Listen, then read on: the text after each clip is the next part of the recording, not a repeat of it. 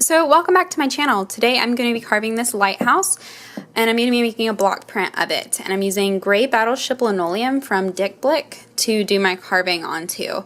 So this linoleum is a little bit harder to carve into than a surface like Easy Carve or Speedy Carve might be, but it is a little bit softer to carve than wood, and it's going to provide me a pretty good level of detail.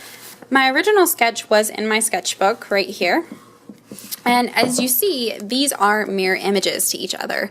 One of the hardest things about printmaking is being able to work in the reverse that you need to work in, because you are kind of working in a mirror image and you're going to be carving away the areas that you want white. So you're going to be leaving alone the areas that you want black.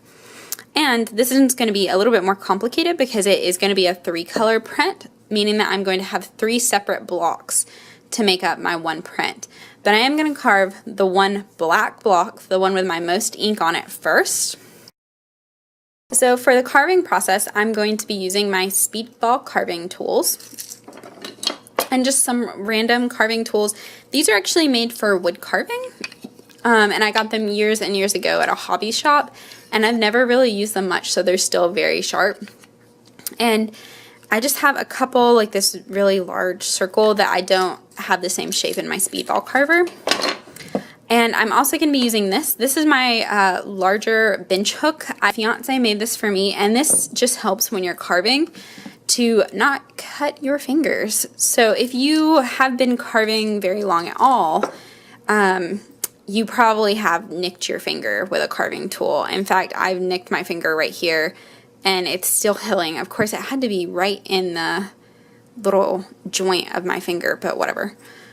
So these are really sharp. They may not look that sharp. They're very, very sharp because they will carve into wood. So they're very, very sharp tools, and you don't ever want to carve towards your hand. I'm sure I will do it in this video, and you're probably going to be like, oh, well, she's kind of hypocritical.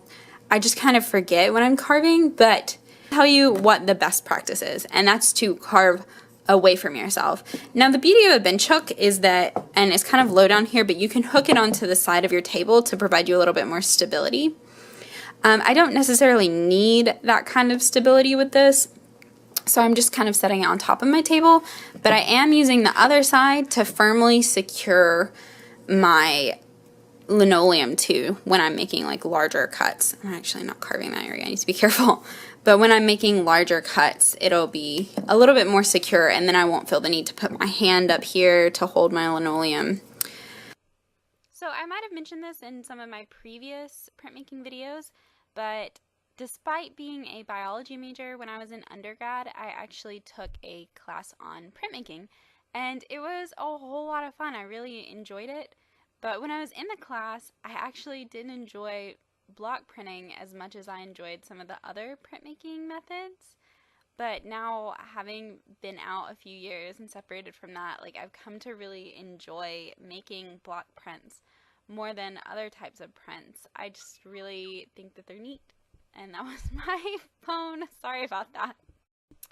I totally have an R2-D2 sound for my text message indicator. I love Star Wars, so... But I also love art, which is why I've probably taken so many art classes over the course of my life, and I just keep wanting to take more of them. Maybe one day I'll get into doing different types of prints, like screen printing again, but that takes a lot of room, and I really don't have that much room at my apartment. I think that's another reason I like block printing. Oh, so here I'm doing something kind of cool. I'm taking one of the wood carving tools, and I'm actually using the tip to kind of carve out little circles, and they're going to appear as stars. So one of the more challenging things about block printing is carving out the right thing. And I know that seems kind of simple, like, oh yeah, why wouldn't you carve out the right thing? But you're kind of thinking in the reverse when you're doing printing. So normally when we put a line down with a pencil, that's our dark line. However, when we're taking a carving tool and we're carving, we're actually taking away. And wherever we carve is going to be white, or whatever color your paper is, it's going to show through, because you're basically taking away the thing that the ink is going to cling to when you print. So I think that's the difficulty in carving or printmaking like this is that you have to think carefully before you start carving away things that you do in fact want that bit carved away and not another bit. But I pretty much carved everything that I want to carve for my black block, so I am going to go ahead and do a test print. Okay. So for the next part, because I don't have a printing press or anything like that, this is a way that they actually showed us in a college printmaking class of how you can make a print. So Kitty wants to help, but you take it and you put your print down with wet ink, and then you take a heavy book, this is a baking book, and then put it over it and stand on top of it for a minute. And this, your weight is going to help get the ink distributed across your paper. Normally you might want to use a printing press for this, like if you have one that you can use for block printing, but most people don't have a few $1,000s to spend on a printing press.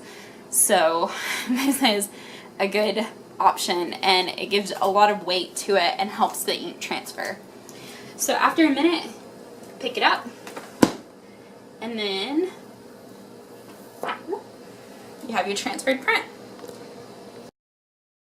So now that I have made my first block and got my first positive, it's time to start making this a multicolored print. So this is actually, I think I'm going to try and make it a 4-color print with black and then a yellow or gold coming out for the light, and then a red stripe on the lighthouse, and then blue for the ocean.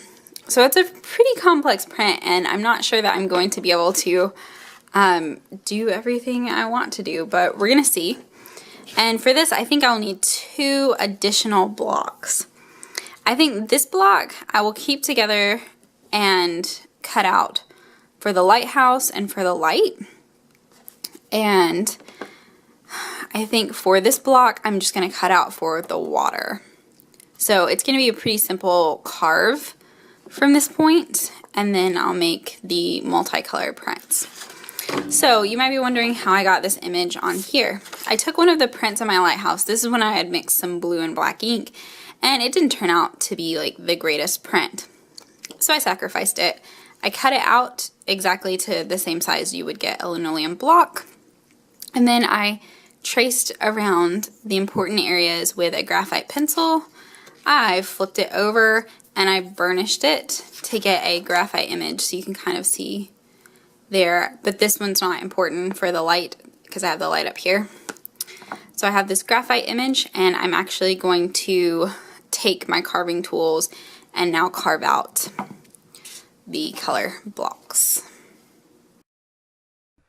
So these little bits were really easy to carve out, mainly because I wanted either solid blocks of colors or mostly solid blocks of colors, but I do actually cut the block down. So the areas that I don't want printing at all, I'm just cutting them off, and that does one of 2 things. A, it gives me a small stamp that's a lot easier to align, and B, it allows me to save these little bitty pieces of linoleum for like very tiny printmaking projects. Okay, so now I'm on to the next step in making my 3-color print, and excuse the angle, it's not the best. I'm working in my kitchen because my kitchen is the best place to work in case I get ink on the floor. So I'm going to be using the first 3 colors. So this does have a black overlay. However, I'm not going to be using the black right away, and the reason for that is I need to let these inks fully dry first. And hopefully they will look pretty good together. We'll see. But I'm using this thing again because I still haven't went and found my piece of glass because I've been being lazy. And this is just a regular, like, non-acidic sketchbook. It's just like from Hobby Lobby, just like a drawing. It's acid-free paper, smooth surface, and it works pretty well for testing prints. I've got my 3 pieces that I just made, and you probably heard me talking about these long pieces that I left on, and I'm hoping that that's going to be able to give me the ability to align it properly. So, with that said, I think I'm going to start with my blue. So I don't think I mentioned that earlier, but I did leave little pieces on the linoleum so I could align my stamps with the corners of the print. That way I would know where the corners were going to be. So I'm putting the blue down first because it has the bottom corner, and then I'll have the longer bits on the red and the yellow that will not print because I've carved away all the stuff from them. So my first color inked, and now comes the real challenge when I have to ink my second color. So we shall see how this goes. But I'll be using the longer bits that have no ink on them to align my red print and my yellow print to the corners of the blue print, and hopefully I will get something that isn't too horribly aligned.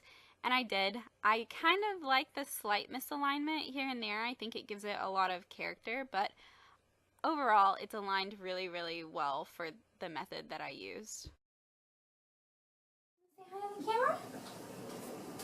You want to say hi? Say hi to the camera? Say hi? No? Yeah. Good girl. She's now under my feet. She's just like anticipating me dropping food, but I'm not cooking, so. Oh, that turned out good. Nice. I'm just gonna make the rest. Alright, so far I'm really liking how this is turning out, which is good. I didn't know if I was gonna be able to get things aligned properly. Now I'm gonna try the yellow. I'm not sure if I'm gonna love this yellow color. I do have gold. I thought about doing gold for it, but I just want to see how the yellow prints. So there are other ways artists do align multiple blocks when they're doing multiple block printing. Some people actually make like a square out of wood, or have one that they've purchased from an art supply store that you can slide each block down into, and it aligns your blocks perfectly each time. I don't have that, so this is what I'm doing to align my prints, and it works pretty well. Gonna help me, huh? So I need to make sure that this that this lines up really well, and I've done a couple to practice, and it's been doing pretty good. But I just kind of set it down gently, and then I put my book on top. Yes, Mealy. You're helping so good, Mealy. You're such a good helper. Now, I want to make the note that I have let this dry thoroughly. So, I didn't necessarily let my first two stamps dry completely when I put the third on. So the blue probably wasn't, it was a little tacky when I put the red on, and the red was a little tacky when I put the yellow on. But since the black is a full overlay, I wanted it to dry completely. And I'm just going to fill my print up. Oh, it looks pretty good. That's how that one looks. So it's not like perfectly on, but I actually kind of like the, Meow. Are you knocking my tripod? I kind of like it being offset. Now on the other two that I pulled, so it's not a problem with the block itself, it's a problem with my alignment, because these two were a lot closer in alignment. I guess I was just distracted by my helper. So cute. Such a cute helper. But this is what it looks like. I'm really happy with how it turned out. I'll insert a better picture at the end so you can see like a really good picture of how it turned out. But I'm really happy with how this turned out and how it looks. So this is the end product. I really like how this print turned out. I filmed this video a few months ago, so I think the video filming was just a little bit rougher in general, so I am sorry about that. But I still wanted to post this video because it's actually one of my favorite prints that I've made, and I'm really excited about this print, and I hope you enjoyed watching the video. I hope it was educational if you're thinking about getting into printmaking. If you like what you see, feel free to subscribe to my channel. There'll be more cat cameos in the future, I'm sure. But thank you so much for watching, and have a great day.